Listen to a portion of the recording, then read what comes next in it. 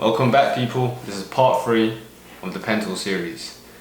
If you haven't already watched part 1 or part 2, I would definitely recommend you do it before you get onto this. So today we're going to be discussing and I'm going to be showing you how to remove the background off an image using the pen tool. Throughout the series we've used this specific image. In part 1 I showed you how to outline it. Fairly simple, right? Part 2 I showed you how to fill it. Probably even easier. And what you learned from there will play a key part in today. I've used this image for a main reason. I chose it for this part. It's a great image, it's colourful, it's very detailed. And when you work with the pen tool in real life situations, you might get a lot of detailed images. And today's episode about removing the background, you don't want to just work with an easy image where you can just remove any background. Like, you don't need a pen tool for that. There's other options, there's other tools, I'll show you. Today we're working with the trickiest stuff and I'm going to show you how easy it is. Follow me through this video and I will show you that it is possible. So no further ado, I'm going to show you how to get this image and remove the background and make it look like that. Let's make it look easy, man. Let's get straight to it. Let's go.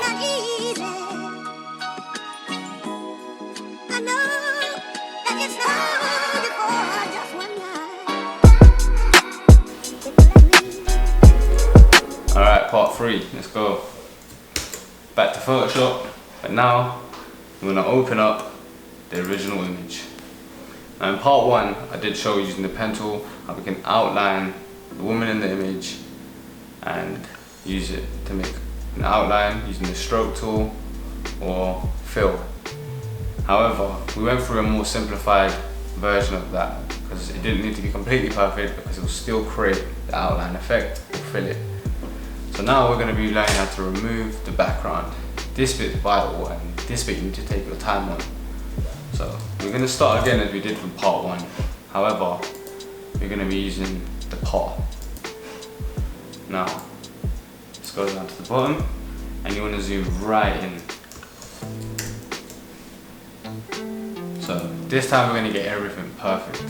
As perfect as we can be. And to be honest, before I even start that, what we can always do, as we had from part 1 to part 2, I did mention how the hair that's behind it is quite dark. It can sometimes fade in. So what we can do for now is add an adjustment layer here. Let's go to the brightness. Just brighten it up a bit. See if that makes any difference. Just as the hair is dark and the background is quite dark. We'll see if it makes any difference anyways. That's just an idea. I'm not going to use it, but you can. Okay, so we're going to go in straight. Now, when you're doing this, using the path, exactly the same as the shape. You're still using the pen tool, but now we're going to focus even more on getting this exactly just as close to the edges of the image as we can. You know? So I'm zoomed in this much now. I'm going to zoom in 200%. See that ring? The shadow?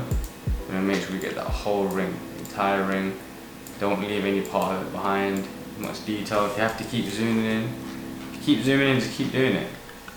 No worries, these parts you're meant to take your time. You're going to get this perfect and you'll only get better as time goes on, and it'll be even easier to the point where you won't even have to zoom in as much. You'll kind of know it.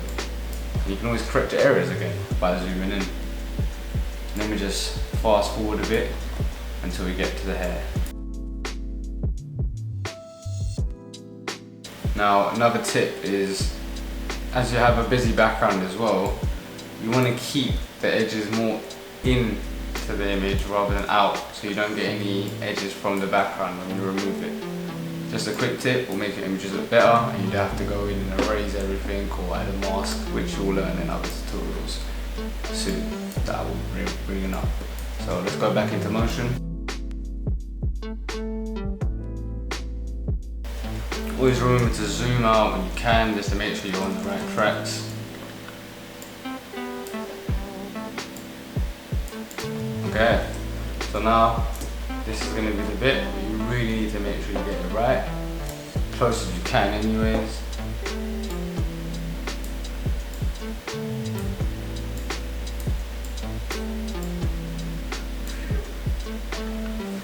Now as we're using the pen tool only for today, you might have some bits where you can see there's still the background creeping up. I'll show you how to remove that as soon as we're done.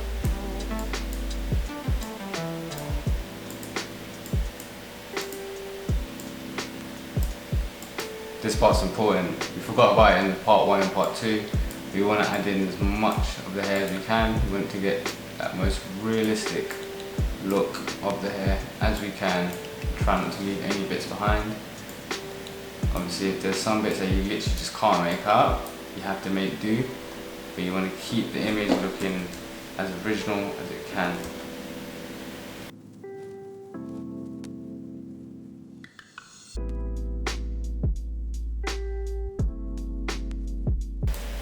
Parts like this, it may be tough to make it out. Do your best to judge it yourself, you know. Again, I would probably take a little bit more time on an image like this. I'm doing it as quick as I can, but still to the best to show you. So please follow and just watch along.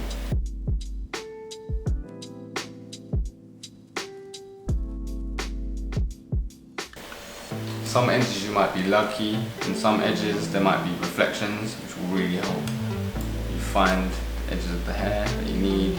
As you can see here, we've got a curly part of it. Definitely want to add that in.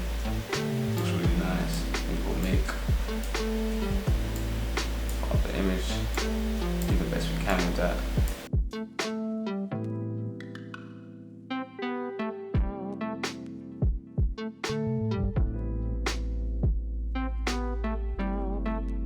The hair done. Now we're going to follow the rest of the clothes around to complete this.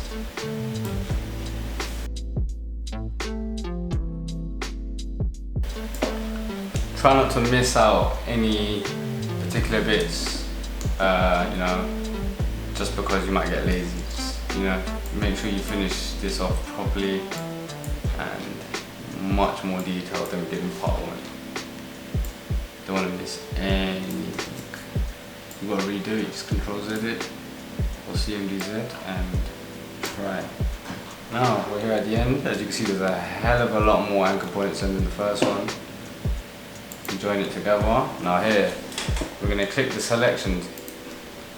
So with this image, I think we'll go for a 0 feather radius. Now let me just quickly show you.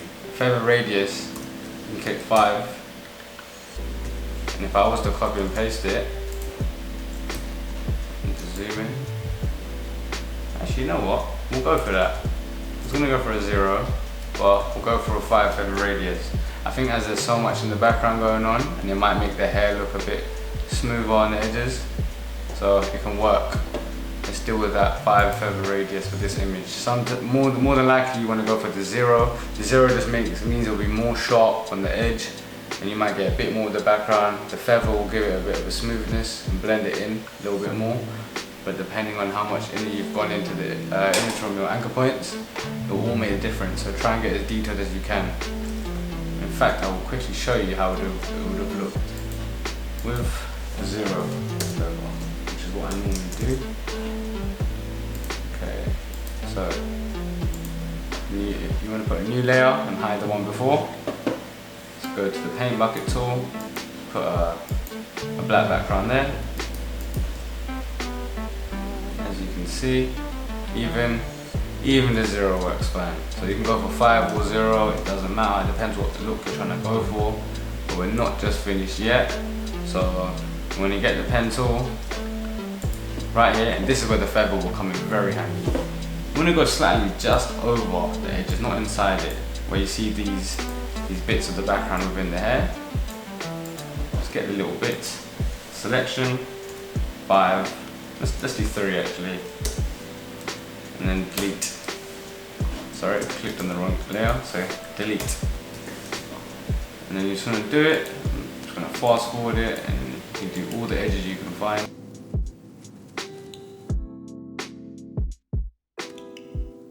You don't have to find every single little dot that's from the background. I'll show you other ways you can do it. Oh, the feather's too big here, so let's Control Z, let's make it a 0. Let's get rid of that, that's fine. any white patches you can see on the background, or just lighter patches. You don't want it to look too cropped. Remember, another thing you can do is once you've done one feather, if you want it to be a bit more, remove a bit more of that, just click the delete again, keep clicking it until you don't see it anymore. You know, just get those last bits in. If it says that, I'll just show you that again. It says no pixels are more than 50% selected. The selection edges will not be visible, which means just redo it and make this over less. And I think this could be the last one. Go out the image, and there you go. So now you can make that background color whatever you want. Maybe you can go for a yellow like we did originally. See? But I like how the image is, so we will go for, I think, a darker tone just to show how it will look.